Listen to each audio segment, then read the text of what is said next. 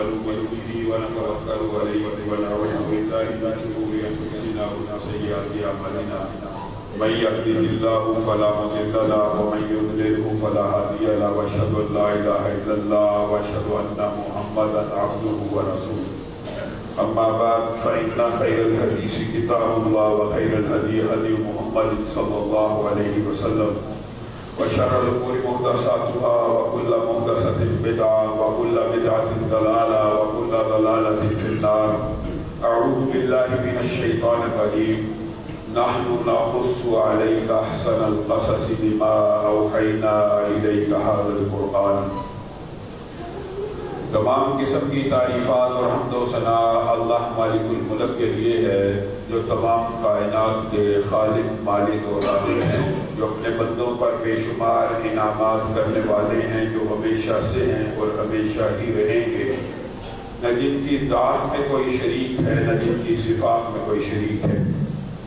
حمد و ثنا کے بعد لاکھوں کروڑوں درود و سلام ہو اس ہستی اقدس و مقدس پر جن کا نام نامی اور اسم گرامی حضرت محمد رسول اللہ صلی اللہ علیہ وآلہ وسلم ہے، جنہیں تمام کائنات کا ہادی رہنما مقتدی پیشوا رہبر امام بنا کر بھیجا گیا، اور جن کے قلب اطہر پر اللہ رب العزت نے اپنی آخری کتاب حمید کو نازل فرمایا۔ حمد و ثنا اور درود و سلام کے بعد لاکھوں رحمتیں ہوں آپ کے صحابہ پر، امت کے ادیبوں پر، امت کے شہیدوں پر، واعظین پر، مبلغین پر، مصنفین پر، کہ جن کی وجہ سے اسلام ٹھیک اور مکمل حالت میں ہم تک پہنچا۔ معزز سامعین گرامی قدر، حضرت عمر کی سیرت کے حوالے سے بہت سے واقعات آپ کے سامنے رکھے ہیں۔ حضرت عمر کی سیرت کے حوالے کو آگے بڑھائیں گے اور انشاءاللہ کوشش کریں گے کہ اس چیپٹر کو جلد از جلد مکمل کر کے دیگر خلفائے راشدین کی زندگی کا بھی جائزہ لیا جائے۔ حضرت عمر کی سیرت کے اندر بہت سے پہلو آپ کے سامنے رکھ چکے ہیں۔ حضرت عمر بدعات کے خلاف، شرک کے خلاف ان کا جو کردار رہا ہے اس حوالے سے بھی آپ کے سامنے بہت سی باتیں رکھ چکے ہیں۔ ایک بات حضرت عمر کی سیرت کے حوالے سے جو معاشرے میں ہمارے بھائی جس کو بڑا غلط قسم کا پروپیگنڈا کر کے اور بڑی غلط انداز میں پیش کرتے ہیں، وہ بات بہت معروف ہے آپ کے اور میرے علم میں ہے، لیکن جس طرح اسے پیش کیا جاتا ہے یہ ایک الگ موضوع ہے۔ اور بات کیا ہے؟ حضرت عمر ایک رات گھر سے نکلتے، مسجد النبوی میں کیا دیکھتے ہیں؟ بعض لوگ 2 کی ٹولی میں، بعض 3 کی ٹولی میں، بعض اکیلے تہجد کی نماز کو ادا کرتے ہیں۔ سیزن کون سا ہے؟ رمضان کا۔ حضرت عمر الگ الگ لوگوں کو نماز پڑھتے ہوئے دیکھتے ہیں، خوش ہوتے ہیں۔ ایک صحابی ابی بن کعب کو کہتے ہیں کہ تو ان کی امامت کیوں نہیں کراتا؟ سارے لوگ تیرے پیچھے نماز کو ادا کر لیں گے، تہجد باجماعت ادا ہو جائے گی، سارے ایک ہی وقت میں باجماعت نماز کی فضیلت کو بھی پا لیں گے اور پڑھ لیں گے۔ اب یہ جو بات ہے حضرت عمر کا، یہ جو حکم ہے، یہاں تک تو بات کوئی اچنبے کی نہیں ہے، لیکن یار دوستوں نے، بھائی لوگوں نے اگلے دن کی بات میں عجیب و غریب ایڈیشن، عجیب و غریب اضافہ کیا ہوا ہے۔ کیا؟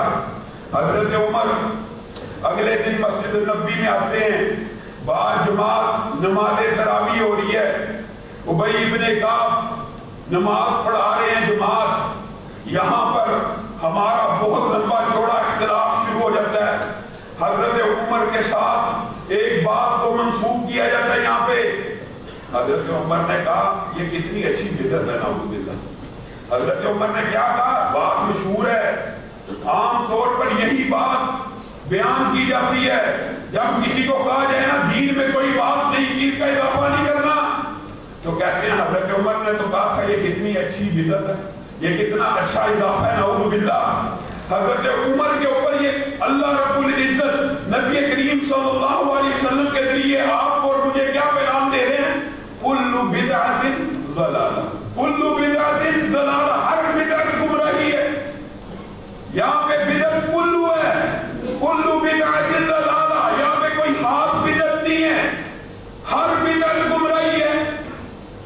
تو بدعت اچھی بھی ہوتی ہے، بدعت بری بھی ہوتی ہے۔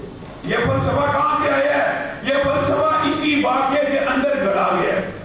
یہ بات اصولی طور پر یاد رکھیے، نعوذ باللہ حضرت عمر نے کوئی کام نیا کیا؟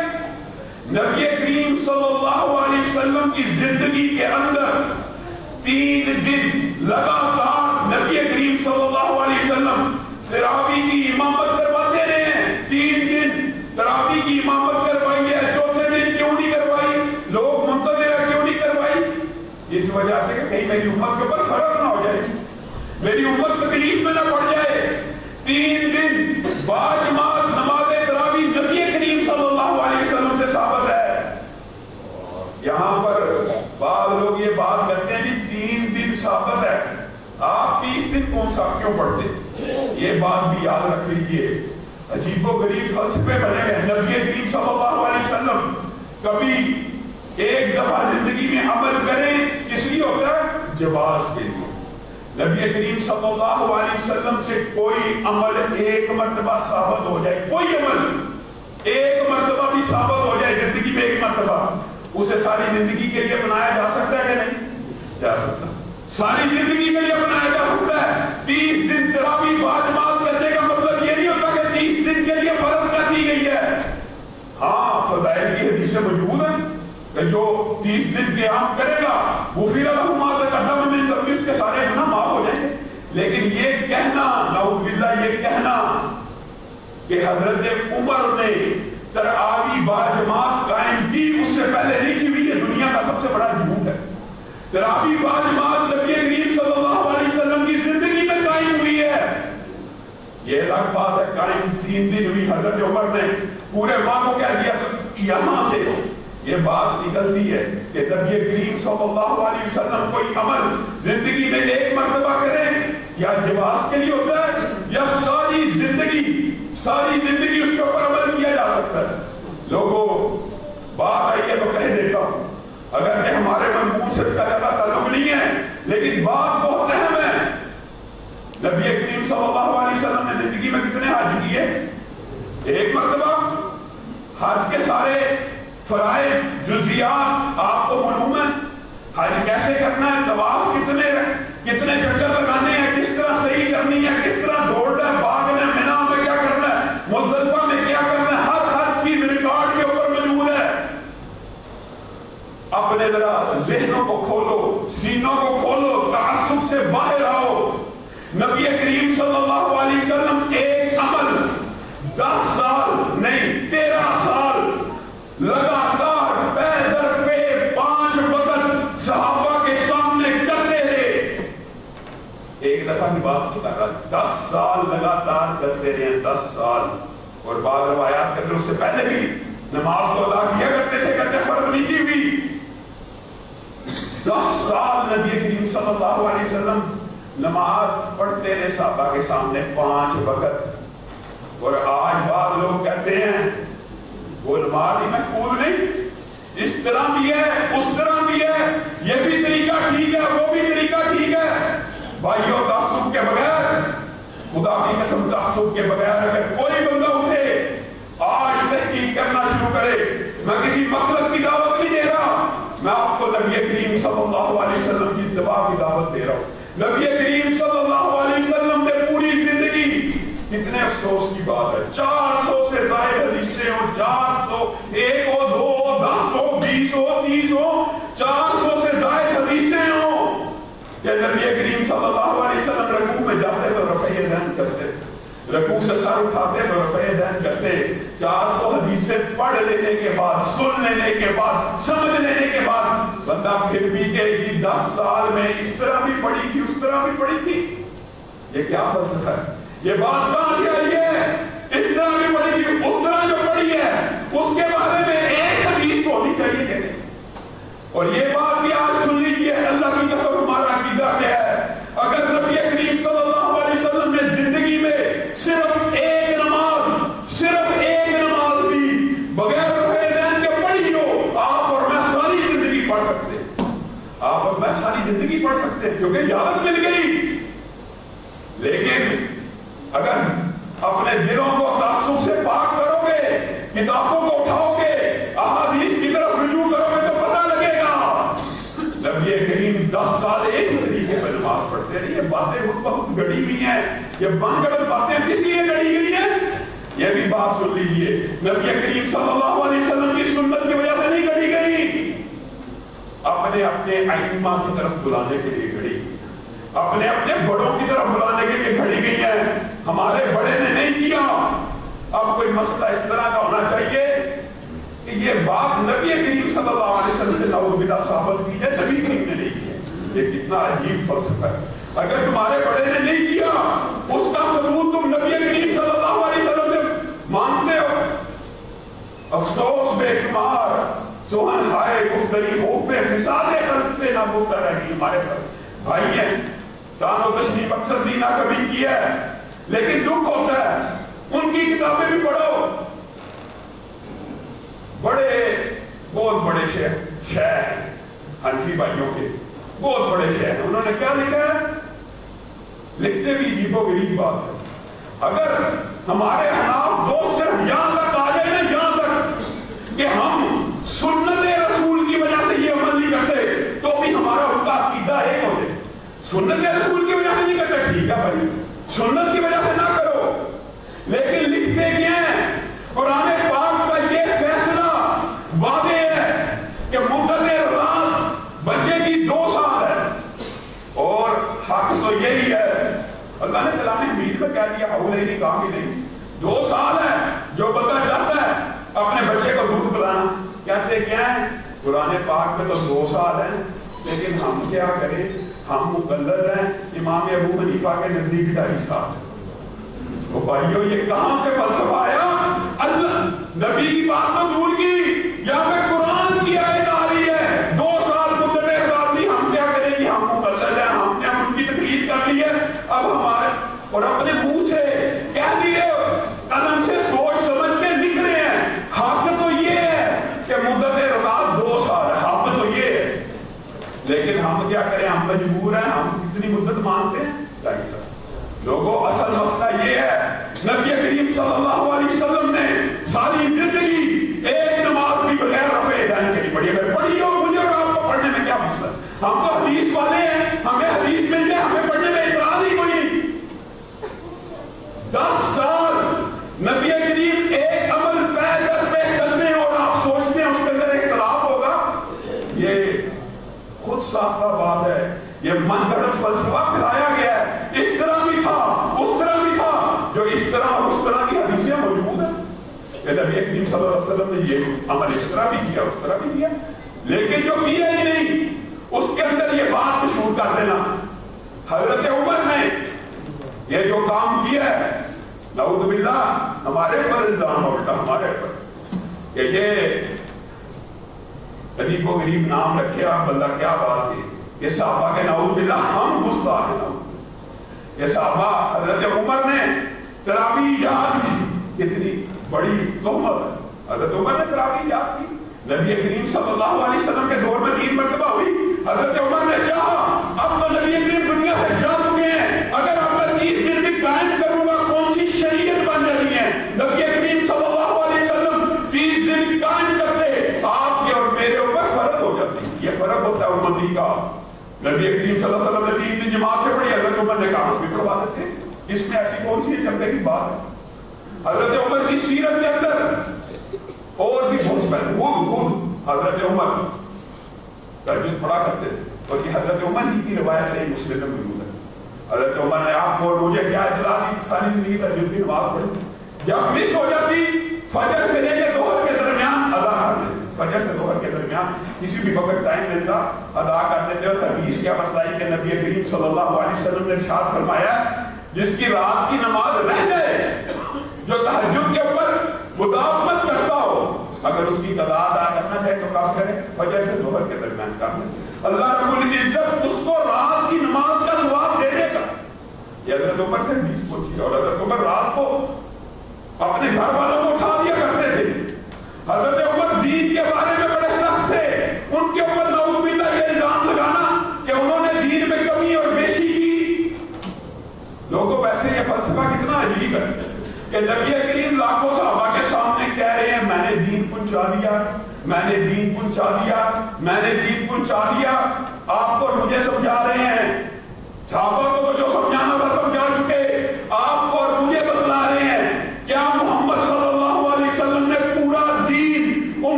صلی اللہ علیہ وسلم نے نیکی کا ہمیں یہ عمل لکھا بتلایا، ہم خود بخود یاد کر لیتے. لوگوں یہ کہاں سے فلسفہ ہے؟ نبی کریم صلی اللہ علیہ وسلم حریص علیکم، نبی کریم کتنے حریص ہیں آپ اور میرے بارے میں. نبی کریم کو چاہتے ہیں پوری امت جنت میں چلی جائے، پوری امت جنت میں چلی جائے.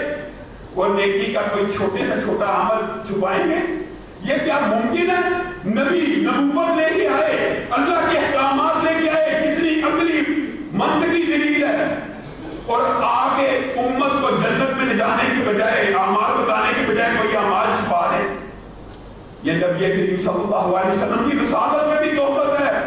جو لوگ یہ بات سمجھتے ہیں نبی کریم نہیں بتا کے گئے گل کا دیجیے کا چلیسمے کا چہلم کا کنڈوں کا نہیں بتا کے گئے، لیکن یہ بڑا ثواب کا کام ہے. یہ ثواب کا کام نہیں ہے جس عمل پہ نبی کریم صلی اللہ علیہ وسلم کی مہر موجود نہ ہو.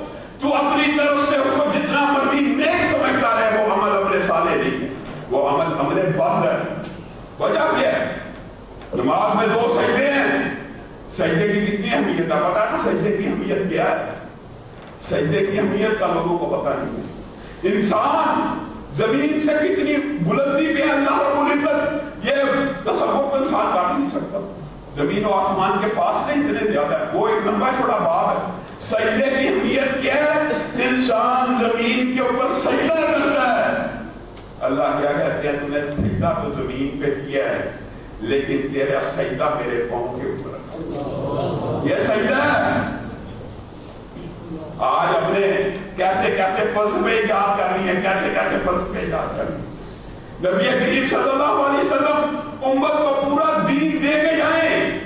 آپ اور میں کہ نہیں جی نبی کریم صلی اللہ علیہ وسلم نے یہ نہیں تھا بتلایا. یہ لوگوں اپنی طرف سے اس سجدے کو اگر نماز میں ایڈ کیا جائے، 2 سجدے 3 سجدے کیے جائیں، کتنی عظمت والی بات ہے. سجدہ عظمت والا ہے نا، ثابت ہو گیا. 3 سجدے کر دیے جائیں، نماز قبول ہوگی. یہ تو اتنی نیکی کا کام ہے، کیوں نہیں قبول ہوگی؟ اس کا مطلب یہ ہے نیکی جتنی مرضی بلند ہو، نیکی جتنی مرضی اعلیٰ ہو، اس کے اوپر مہر نبوت لازمی ہے، اس کے اوپر مہر نبوت لازمی ہے. ورنہ آپ جو مرضی کرنا چاہیے. یہ اذان چونکہ شیطان بھاگتا ہے، یہ اذان کی یہ فضیلت ہے، یہ اذان کی یہ فضیلت ہے. میں نے نمازوں کے علاوہ بھی قبرستان میں بھی دینی ہے جی، میں نے قبرستان میں بھی دینی. کیوں دینی ہے؟ یہ بڑی فضیلت ہے. نبی کریم صلی اللہ علیہ وسلم نے تجھے اور مجھے نہیں بتایا.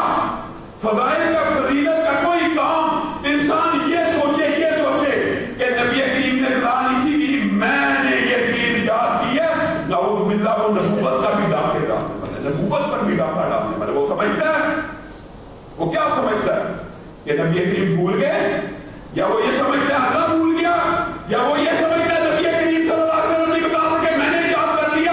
اللہ کی قسم نیکی کا ہر عمل جس کے اوپر نبوت کی مہر موجود نہ ہو، نبی کریم صلی اللہ علیہ وسلم کی مہر موجود نہ ہو، وہ قبول ہی نہیں. وہ باعث ثواب نہیں، وہ باعث ندامت ہوگا. اور افسوس کو دکھ کی بات پتہ کیا نیکی کے عمل تھوڑے رہ گئے؟ کیا نیکی کے کام تھوڑے ہیں تو ہم بدعات کے پیچھے پڑ جائیں؟ آج ہی کی مثال لیجیے. آج کیا دن ہے؟ جمعے کا دن. یہ بات بھی کہنا چاہتا ہوں، یہ حضرت عمر کی سنت بھی ہے. ایک مہاجر صاحب بھی آئے جمعے کے دوران اس طرح، حضرت عمر نے ان کو دیکھا خطبہ دے، دل کو چوٹ لگی. تو مہاجر ہے، تو جمعے میں بھی تکلیف سے آ رہا ہے. جمعے کے دوران اس سے مخاطب ہو گئے، جمعے میں اس کو نصیحت کرنا شروع ہو گئے، تجھے لیٹ نہیں آنا چاہیے، کم از کم تجھے لیٹ نہیں آنا چاہیے. وجہ کیا؟ وجہ یہ جو جمعہ ہے یہ افضل ترین دن ہے مسلمانوں کے لیے. عبادت افضل ترین دن ہے، اس کے فضائل بے شمار مرتبہ آپ لوگوں کو یہ بات کہی. اور خدا را جمعے کے دن خطیب کے منبر پہ آنے سے پہلے مسجد میں آ جایا کرو. وجہ کیا ہے؟ اجر و ثواب وہ تو ہے ہی، لیکن جو فضائل ہیں امام کے منبر پہ آنے سے پہلے جو بندہ مسجد میں آتا ہے، گھر سے چلا ہے، کتنے قدم چل گیا ہے. مثال دے رہا ہوں، گاڑی پہ بھی آیا، صرف گاڑی سے اتر کر مسجد کے اندر آ رہا ہے. گاڑی کے چلنے کی فضائل الگ ہیں، گاڑی میں بیٹھا ہے. اگر امام کے منبر پہ آنے سے پہلے مسجد میں داخل ہو گیا ہے، کیا اجر و ثواب انسان سوچ نہیں سکتا. ہر ایک قدم کے بدلے میں 1 سال کے روزوں کا ثواب ہے، ہر ایک قدم کے بدلے میں 1 سال کے قیام کا ثواب ہے۔ آپ اور میں کس غفلت میں، اور بھائیوں کم از کم جمعے کے دن ان اجر و ثواب سے محروم نہ رہا کرو، پہلے آیا کرو، حکیم کے ممبر سے آنے سے پہلے اگر تم جتنے قدم چل کے 1 سال کے روزوں اور قیام کا ثواب حاصل کر لو گے، کس کو فائدہ؟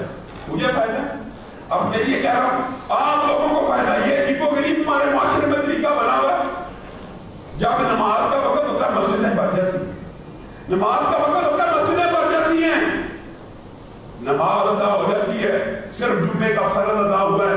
فضائل کی جتنی حدیثیں ہیں جمعے کی فضیلت کے اوپر محدثین نے سینکڑوں احادیث لکھی ہیں، سینکڑوں احادیث، جن میں سے اہم ترین حدیث کیا ہے؟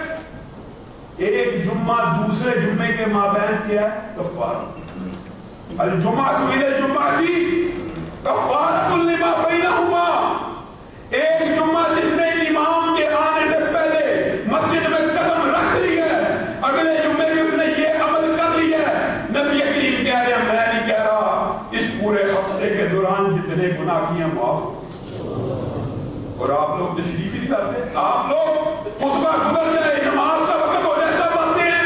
نبی کریم صلی اللہ علیہ وسلم نے اس پہ اضافہ کیا ہے، یہ حدیث 7 دن کی ہے۔ نبی کریم صلی اللہ علیہ وسلم کہتے ہیں اللہ کی رحمت کو جوش آیا ہے، 7 دن کے اوپر بات نہیں، 10 دن کا کفارہ ہے، 10 دن۔ وجہ کیا ہے یہ بھی سن لیجئے، محدثین بڑے خوبصورت کیفیت ہوتے بیان کرتے ہیں۔ 10 دن کیوں کہہ دیا ہے؟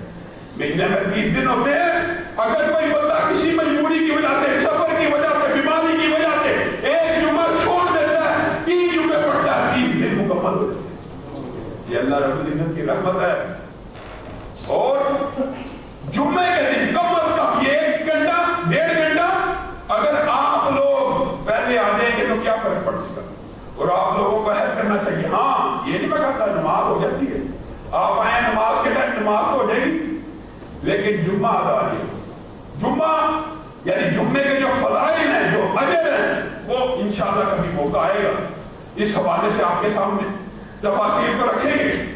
حضرت عمر جمعہ پڑھا رہے ہیں، صحابی کو ڈانٹا، کیوں لیٹ آئے ہو، کیوں تکلیف سے آئے ہو؟ اس کے بعد دعوت دی، کیا حضرت عمر کے بعد یمن سے ایک قبیلہ آیا، اور یہ روایات حضرت عمر کے ساتھ متعدد ہیں، یہ ایک روایت نہیں۔ حضرت عمر نے ان سے پوچھا تم کون لوگ ہو؟ میں تمہیں دیکھتا ہوں تم کام نہیں کرتے، تم مسجد میں بیٹھے رہتے ہو، تم ادھر بیٹھے رہتے ہو، یمن سے آئے ہوئے، ہم جی متوکل ہیں، ہم اللہ پہ توکل کرنے والے ہیں۔ حضرت عمر کو غصہ آ گیا، اللہ پہ توکل کرنے والے کا مطلب کیا ہے؟ تم یہاں پہ بیٹھے رہو، اللہ کے سامنے ہاتھ پھیلاؤ، رزق دے، اللہ آسمان سے من و سلوات مارے گا، تمہارے گھر میں رزق داخل کرے گا۔ فَإِذَا قُضِيَتِ الصَّلَاةُ، حضرت عمر نے یہ آیت پڑھی، جب نماز جمعہ سے فارغ ہو جاؤ تو زمین پہ پھیل جاؤ، کس کے لیے؟ رزق حاصل کرنے، رزق کو تلاش کرو۔ یہ بات بھی یاد رکھ لیجیے، حضرت عمر نے جو جو اصول بیان کیے ہیں کمال اصول ہیں، صوفیت کے اوپر ضرب آپ کے سامنے واقعہ رکھا، یہ صحیح سند سے ثابت ہے۔ ایک نوجوان درویشی ظاہر کر رہا ہے، نیکی ظاہر کر رہا ہے، حضرت عمر نے جرا لگایا، جتنی نیکی دل میں اس سے زیادہ اپنے جوارے سے ظاہر مت کر، اپنے دین کو برباد کر رہا ہے۔ اور یہ دوسرا گروہ، یہ تو وہ تھا جو جان بوجھ کے ایسے رہبانیت اختیار کرتے ہیں، جی متقی ہوں جی، زیادہ جھوک کے چلے جی تو آپ وہ کرے، اس سے بھی زیادہ جتنے دل میں موجود ہو، اس کو بھی حضرت عمر نے ناپسند کیا ہے۔ اور دوسرے لوگ کون ہیں؟ وہ کہہ رہے ہیں ہم توکل، ہم اللہ پہ توکل رکھنے والے۔ حضرت عمر نے ان کو بھی ڈانٹا، کیا کہا؟ اللہ آسمان سے رزق اس طرح نازل نہیں کرے گا۔ توکل کا مطلب حضرت عمر نے جو بیان کیا وہ کیا؟ توکل کا مطلب یہ ہے تو کھیت میں ہل جوت، اس میں دانہ ڈال، پھر اپنے رب کے سامنے ہاتھوں کو پھیلا، اللہ اس کھیتی میں برکت دے، یہ توکل ہے۔ یہ توکل نہیں انسان بیٹھا رہے۔ آج کل اس طرح کے توکل ہمارے معاشرے میں تو بڑے صغیر پاک و ہند میں تو تصوف کا ایک عجیب و غریب سلسلہ، وہ جی گھر بیٹھے پھل بھی آتے ہیں بن موسم کے، نعوذ باللہ، جو فضائل نبیوں کی ماؤں کے ہیں یہاں کے صوفیوں ولیوں سب کے پاس ہے۔ کن ولیوں صوفیوں کے پاس؟ جنہوں نے ایک نماز نہیں، جن کو طہارت کا نہیں پتا، جنہوں نے وضو کرنے کا طریقہ جن کو نہیں پتا، یہ سارے کے سارے معاملات ان لوگوں نے کرے۔ حضرت عمر کی سیرت کے اندر بہت سے ابواب ہیں. حضرت عمر جس طرح ایک واقعہ آپ لوگوں کے سامنے رکھ کے اپنی بات کو آگے بڑھاؤں گا. حضرت عمر میں نے آپ کے سامنے پہلے بھی ایک بات رکھی تھی. ایک مرتبہ ایک بادشاہ نے اپنا قاصد بھیجا حضرت عمر کا حال دریافت کرنے کے لیے. اسی طرح ایک مرتبہ کیسر روم نے بھی اپنا نمائندہ بھیجا کہ جاؤ حضرت عمر کے حال احوال, یہ بادشاہ خط لکھتا ہے, یہ بادشاہ جنگ کرتا ہے, ذرا اس کے حال احوال کا پتہ تو کر کے. مدینہ میں داخل ہوا, کہاں تمہارا بادشاہ؟ ہمارے ہاں بادشاہ نہیں ہوتا. کون ہوتا ہے؟ جی امیر ہوتا ہمارا. کہاں پہ ہوگا؟ جی باہر ہوگا مدافعات. ڈھونڈتا ڈھونڈتا حضرت عمر تک پہنچا. کیا دیکھا؟ حضرت عمر سو رہے ہیں ریت کے اوپر.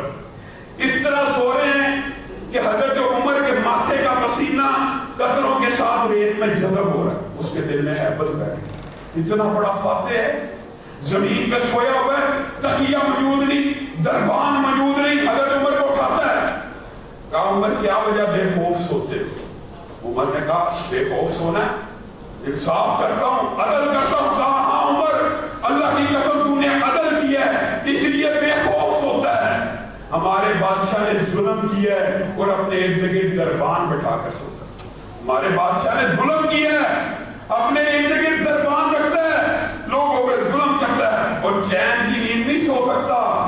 میں کیسر کا نمائندہ ہوں, میں کیسر کا نمائندہ ہوں, میں کیسر کا نمائندہ ہوں. اگر مجھے کیسر نے نہ بھیجا ہوتا, عمر صرف تیرا یہ طور طریقہ دیکھ کے اسلام کو قبول کر. ہاں کیسر کے بعد تیرے حالات لے کے جاؤں گا, واپس آؤں گا, اسلام کو قبول کر دوں گا.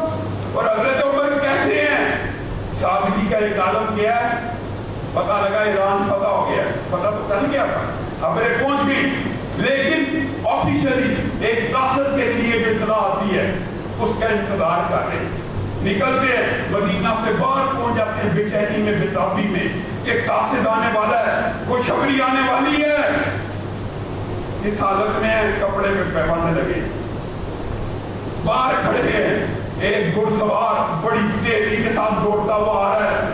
حضرت عمر اس کے ساتھ ساتھ دوڑنا شروع کر دیتے. کہاں سے آ رہا ہے؟ ایران سے آ رہا ہے. ہاں ہاں میرے رستے سے ہٹ جاؤ, امیر المومنین کو خوشخبری سنانی ہے. کیا خوشخبری سنانی ہے؟ ایران فتح ہو گیا. ہاں فتح ہو گیا. عمر ساتھ ساتھ دوڑ رہے ہیں, اس سے گفتگو کرتے جا رہے. قاصد کو کیا پتا, جس کو خبر پہنچانی ہے وہ ساتھ دوڑ رہا ہے. مدینہ میں داخل ہوتے ہیں, امیر المومنین قاصد کو پتا چل گیا, فوراً اترا, آقا آپ ہیں, کہا مسجد النبی کے اندر جا کے بات ہوگی جو بھی ہو. اتنے بے چین ہیں یہ حکمران مسلمانوں کے, آج ہمارے حکمران کہتے ہیں. مسجد النبی میں تشریف لائے. قاصد نے کتنا عمدہ واقعہ رقم کیا ہے. قاصد نے بیان کیا, سعد بن ابی وقاص آخری فتح کیسے ہوئی, واقعہ پوچھتے رہے. آخری مارکہ کیا تھا؟ آخری مارکہ کا اتنا عجیب تھا, سامنے لاکھوں کا لشکر تھا, دریا کے اس سائڈ پہ ہم تھے, دریا کے اس سائڈ پہ وہ تھے, زرے بھی تھی, اسلحہ بھی تھا, لوہے پہ ڈھکے ہوئے, بہت عظیم الشان ہتھیار پاس. یہاں پہ ہمارے پاس کسی کے پاس تیر تھا, کسی کے پاس تلوار تھی, ٹوٹی ہوئی ڈھال تھی, کرتے پورے نہیں تھے. سعد بن وقاص نے خطبہ دیا, حضرت عمر کو بتا رہا ہے, سعد بن وقاص نے خطبہ دیا. کہا بڑا عجیب خطبہ تھا, عمر سننا چاہتے ہیں. کیا کہا سعد نے؟ سعد نے ہمیں کہا آج دشمن اور ہمارے درمیان پانی حائل ہو گیا ہے, لیکن پانی بھی اللہ کی مخلوق ہے. سعد بن وقاص کو یہ دریا اور پانی روک نہیں سکتا, اور مسلمانوں تیار ہو ان سے لڑنے کے لیے. کہا سارے صحابہ گنتی کے وجود سے, چھوٹا سا لشکر تھا, صحابہ نے بیعت کی, سعد اب آگے بڑھیے, سب اپنے گھوڑوں کو دریا میں اتار لیں. کہا سعد پہلے تھے, گھوڑے کو پانی کے اندر اتارا. ابھی سعد نے اتارا تھا, گھوڑا پانی پہ چلنا شروع ہو گیا, تیز رفتاری سے دوڑنا شروع ہو گیا. پیچھے صحابہ اپنے گھوڑوں کو دریا میں اتارتے چلے. کہا ابھی ہم نے دریا میں اتارا تھا, اللہ کا فضل نازل ہوا, سامنے تیرا بند لشکر ہے, سامنے لوہے سے بھرا ہوا, تلواروں سے, خوبصورت ہتھیاروں سے. ہمیں دریا میں اترتا دیکھ کے کیا کہتا ہے, دیو آگے. کہا لڑے ہی نہیں, دریا کے کنارے کے اوپر سارے ہتھیار پھینک کے فرار. مال غنیمت آ رہا ہے, مشہور واقعات ہے. وہ جو کسرا کے گردن کا واقعہ سراقہ کے آنکھوں میں یہی ہے. مال غنیمت آیا 60 لاکھ درہم. ایک قلیب تھا 3600 مربع میٹر سونے کا بنا ہوا, پھلوں کی تصویریں اس سونے کے اندر پھٹی ہوئی. یہ وہ لوگ ہیں, یہ لوگ ہیں جن کی وجہ سے اسلام دنیا میں پھیلا. آج کا حکمران, آج کا مسلمان افسوس اور دکھ ہوتا ہے. ہمیں حقوق سکھانے کی بات کرتے میں حیران رہ جاتا ہوں. موبتی مافیا, لبرل مافیا, یہ لوگ ہمیں عورتوں کے حقوق کی بات کریں گے. اور لوگوں کتنی عجیب بات ہے, مسلمانوں کو عورتوں کے حقوق وہ سکھلا رہے ہیں جس اسلام کے اندر ایک ماں کی ممتا کی طرف کو عبادت کا حصہ بنا کر صحیح کا جز بنا دیا. اس کو اسلام, اس اسلام کو سناتے ہو. اما حاجرہ نے, اما حاجرہ کی کیا طلب تھی؟ ممتا کی طلب ہے نا. ایک بچے کے لیے آج بھی کوئی عمرے کے لیے جائے اس کے پر فرض ہے کہ نہیں؟ صحیح کس کی سنت ہے؟ اما حاجرہ کی. سنت کو زندہ کرنے کے لیے عمرے کا حصہ نہیں ہے, حج کا بھی حصہ بنا دیا. ہمیں تم نے حقوق بتلانے, ہمیں مسلمانوں کو حقوق بتلانے ہیں جس کے اندر مامتا کی طرف کو عبادت کا حصہ بنا دیا جائے, جس میں ماں کے قدموں کو جنت کا مقام دیا جائے, جس میں بیٹی کی کفالت کرنے والے کو نبی کریم صلی اللہ علیہ وسلم کے ساتھ کی بشارت دی. اس اسلام کو ایسا بتانا ہے خیرکم لأہلہ. اسلام وہ ہے جس کے بارے میں حدیث یہ ہے تم میں سے سب سے بہترین شخص وہ ہے جو اپنی بیوی کے حق میں بہتر ہے. اس اسلام کو عورتوں کے حقوق کی بات کرتے ہو, یہ عورتوں کے حقوق کی بات نہیں کرتے. عورتوں کے حقوق کی اگر سمجھنا حضرت عمر سے سمجھو. ازواج مطہرات نے حضرت عمر کو کہا حج پہ جانا چاہتی, تھوڑے دن رہ کے حضرت عمر نے انکار کر دیا. امہات المومنین کو سمجھ نہیں آئی, حضرت عمر نے انکار کیوں کیا؟ پھر تاریخ نے یہ بات ثابت کی عمر نے انکار کیوں کیا. اگلے سال پروٹوکول کے ساتھ اس طرح ان کے لیے حج کا انتظام کیا. حضرت عثمان کو کہا تو آگے چلے گا, عبد الرحمن بن عوف کو کہا تو پیچھے چلے گا. کوئی امت میں ہستی, کوئی شخصیت ایسی نہیں ہوگی جو ازواج مطہرات کے ساتھ. کوئی ایک اجازت ہی نہیں دی.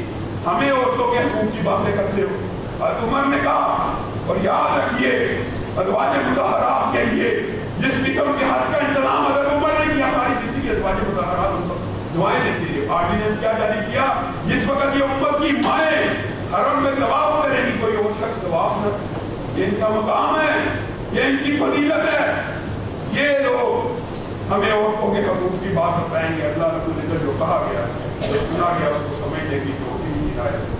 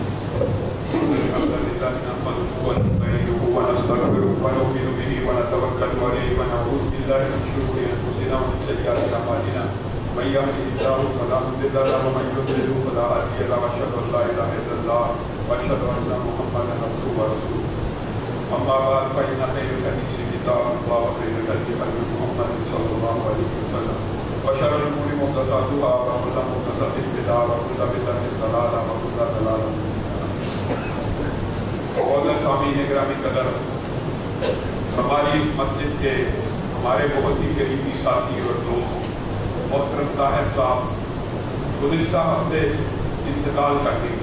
آپ سب ساتھیوں سے درخواست ہے کہ آپ ان کی مغفرت کے لیے دعا کریں. لیکن ان کی صحت, ان کا آنا جانا مسجد میں دیکھ کے کوئی بندہ یہ گمان بھی نہیں کر سکتا. زیادہ سے زیادہ 44 یا 45 سال ان کی عمر ہوگی.